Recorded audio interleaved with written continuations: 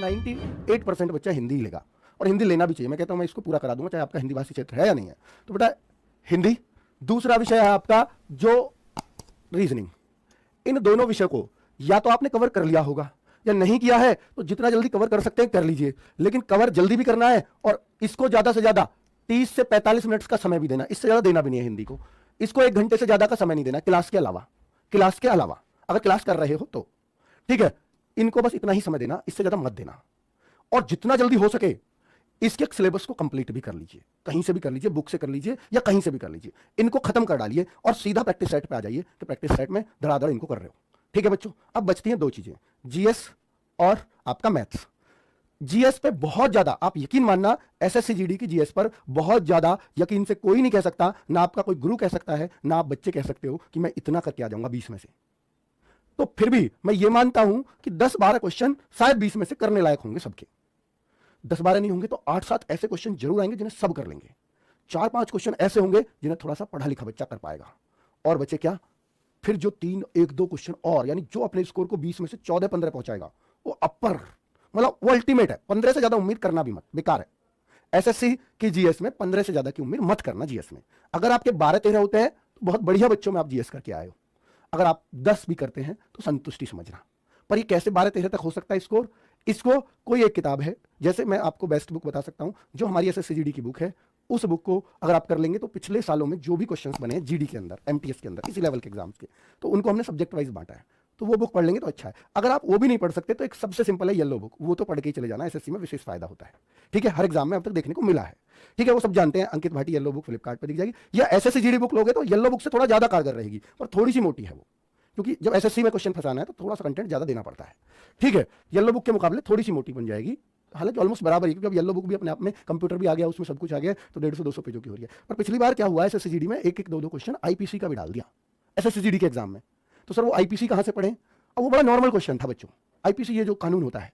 तो इस बार हमने जो एसएससी जीडी की बुक है ना, कुछ आईपीसी की धाराएं भी डाल दी हैं, इंपॉर्टेंट। ऐसा नहीं पूरा आईपीसी पढ़ते पढ़ते लोगों को एलएलबी कर लेते हैं लोग, 5-5 साल पढ़ते रहते हैं, तो वो सब नहीं। ठीक है, बड़ा लिमिटेड चीजें रखी हैं। तो आपको क्या करना है, हिंदी रीजनिंग को जितना जल्दी हो सके इनके प्रैक्टिस सेट पे आ जाइए, इनको खत्म करके। बाकी बचती है जीएस, तो जीएस या तो बुक से कर लीजिए अगर आपको टाइम बचाना है, अगर आप पढ़ सकते हैं। अगर आपको इंटरेस्ट आता है कि मैं जीएस बुक से कर सकता हूं तो प्लीज बुक से ही करिए। अगर आप कैसे कहते हो कि मैं कर सकता हूं बुक से, मुझे याद होता है, मुझे इंटरेस्ट आता है, तो प्लीज बुक से करिए। सबसे बढ़िया सजेशन है, दुनिया में इससे बढ़िया सजेशन कहीं नहीं मिलेगा, याद रखना ये बात। बहुत अच्छा बैच लेके आ रहा हूं, बहुत शानदार जीएस टीम है मेरे पास। जीएस टीम को मेरी बात आज बहुत बुरी लगेगी, मुझे पता है। वो कहेंगे सर हमारा ये कर रहे हो आप, बच्चे नहीं आएंगे हमारे पास पढ़ने। पर बेटा मैं बता रहा हूं, अगर आपको बुक से पढ़ने में बिल्कुल इंटरेस्ट नहीं आता, अगर आप नहीं पढ़ पाते हैं बुक से, तो याद रखना बेटा, जो आरडब्ल्यू पर जीएस के टीचर है ना, उनसे बेस्ट आपको जीएस का टीचर नहीं मिलेगा, इतना कह सकता हूं। कहीं भी भटक लेना, आना फिर भी पड़ेगा यहाँ, और फिर क्या होगा, थोड़ा देर से आए हैं, भटक के आए हैं, आना पड़ेगा। ठीक है, और अब देखना बच्चों, तो जीएस का तो ये, और साथ में बात करता हूं मैथ्स की। सारा टाइम देखिए, इन दोनों को हमें एग्जाम में पूरा करना है, हिंदी रीजनिंग को पूरा करना है। 1-2 क्वेश्चन गलत हो गया कोई बात नहीं, लेकिन मैथ्स को पूरा करना है। मैथ्स को सबसे ज्यादा टाइम देना है। सुन लो मेरी बात को, अगर आपको मैथ्स नहीं आता, जीडी में सिलेक्शन भूल जाना बच्चों, मैथ्स सीखना ही पड़ेगा। अब अगर मैथ्स में आप कमजोर है या बचते हैं तो नहीं हो सकता सिलेक्शन, कोई चांस नहीं है। तो बेटा इसको फिर सर कर तो लेते हैं, मैथ्स को टाइम बहुत लगता है, इसका मैं जुगाड़ बताऊंगा, चिंता मत करो। मैं खुद मैथ्स पढ़ाऊंगा इसमें आपके बैच में। ठीक है, मैं और दीपक सर दोनों पढ़ाएंगे आधे चैप्टर्स पैरेलली। तो 2 घंटे की तो हम लोग क्लास देंगे आपको, 1 घंटा राहुल सर प्रैक्टिस कराएंगे जो हमने पढ़ाया दोनों ने, ताकि क्वेश्चंस निकले कि जो सर ने पढ़ाया है उनके क्वेश्चंस हम राहुल सर की क्लास से निकाल भी पा रहे हैं या नहीं।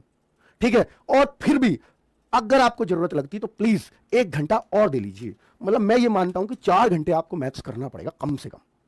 ठीक है, अगर क्योंकि देखो आपका मैथ्स सही भी है ना, तो आप सबसे ज्यादा टाइम जीएस पे लगाएंगे, और जीएस पे बहुत ज्यादा समय लगाने का बहुत फायदा नहीं हो सकता, मैथ्स पे बहुत अच्छा समय लगाने का बहुत फायदा हो जाएगा। ये बात याद रखना बच्चों, सिलेक्शन वाली बात है। अब अगर मैं बोलूं बेटा बुक के ऑफर पे अभी आ रहा हूं बस। देखिए 80 प्रश्न 60 मिनट, पहले से टफ या आसान। बेटा सोचो, जो बच्चे 1.5 घंटे का पहले 100 क्वेश्चन करते थे, होशियार बच्चा, मैं बता रहा हूं आपको, होशियार बच्चा कभी 1.5 घंटा लेता ही नहीं था। होशियार कौन है? जिसने ज्यादा प्रैक्टिस कर रखी है। वो 1 घंटा 15 मिनट में, वो 1 घंटा 10 मिनट में, 1 घंटा 20 मिनट में पेपर करके बैठ जाता था। तो उसको तो नुकसान हो गया क्योंकि और बच्चे कर रहे हैं। अगर कॉपी तभी छिन जाती है 1 घंटे 15 मिनट पे ही, तो उसका बहुत फायदा होता। बहुत सारे बच्चे कंपटीशन से आउट हो जाते हैं जिन्होंने 15 मिनट में बहुत सारा पेपर कर लिया होगा। तो होशियार बच्चे को, जिसने मेहनत करी है, जिसने प्रैक्टिस करी है, उनके लिए ये चीज आसान हो गई है। टफ उनके लिए है जो पहले भी रगड़ रगड़ के 1.5 घंटे में जैसे तैसे 100 क्वेश्चन कर पाते थे। और ये माइंड सेट होता है हमारा यार, तुम 2 घंटे भी दे दूंगा ना, ये रहेगा एसएसजीडी में 2 घंटे मिलते, कभी मिलते भी थे 2 घंटे में 100 क्वेश्चन। तो आप देखना 2 घंटे भी पूर्ति नहीं पड़ पाएगी, क्योंकि हम उस तरह से ही तैयारी करने लगते हैं।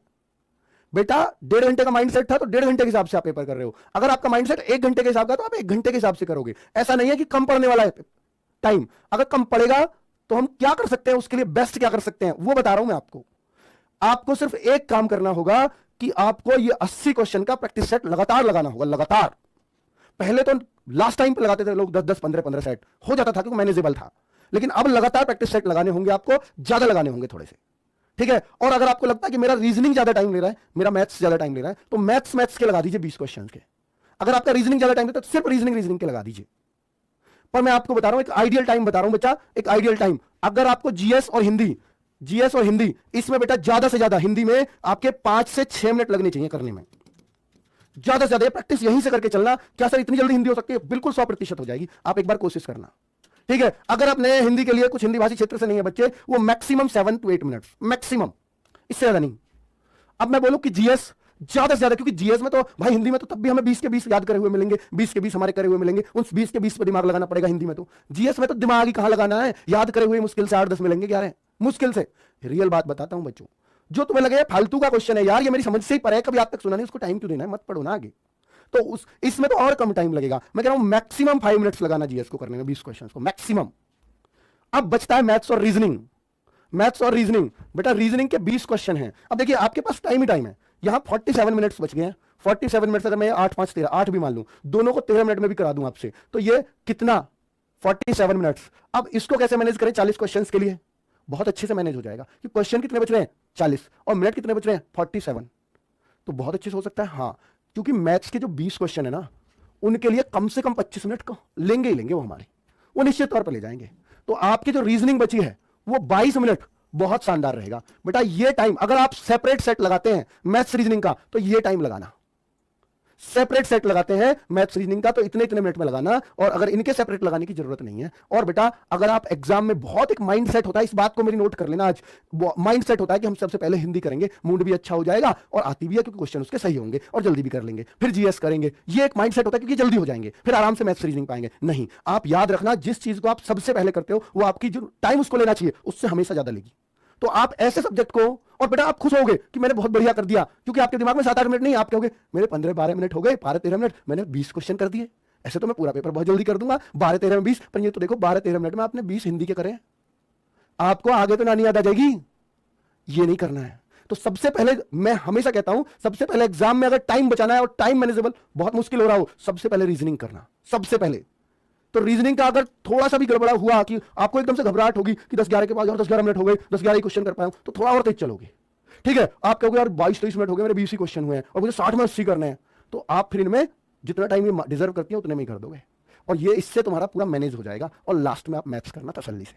लेकिन एक बात याद रखना, मैथ्स करते टाइम या रीजनिंग करते टाइम जो चीजें एक बार में नहीं पकड़ में आ रही हैं उनको सर्किल करना है। यहां सर्किल नहीं कर सकते, ऑनलाइन एग्जाम में रिव्यू करना है, रिव्यू का निशान लगाना, रिव्यू का निशान लगाना है, ठीक है, ताकि पूरे पेपर पे घूम पाओ। ये बहुत इंपॉर्टेंट बात होगी। जीडी का बच्चा जो पूरे पेपर पे घूम पाएगा और मीडियम से तैयारी कर ली, वो सिलेक्शन ले जाएगा इस बार, है ना बच्चों। ये बहुत बहुत, ये हर बार नहीं बताऊंगा मैं, हो सकता है एक बार बस एग्जाम से पहले बात ये बता दूं, रिपीट कर दूं, फिर नहीं बताना कभी कभी। मैं रोज यही कहता रहूंगा आपसे, नहीं इतना टाइम ना मुझे है ना आपको ना एसएससी ने दिया है, हमें इतना टाइम तैयारी करेंगे बस। आगे तो 80 क्वेश्चन है, 60 मिनट है, 1/4 की नेगेटिव मार्किंग नॉर्मलाइजेशन हर जगह होता है, इससे घबराना नहीं है, ठीक है बेटा। चलिए आगे बात करते हैं, क्या क्या वो 3 चीजें हैं, क्या है वो 3 चीजें जो क्लियर करा सकती है हमारा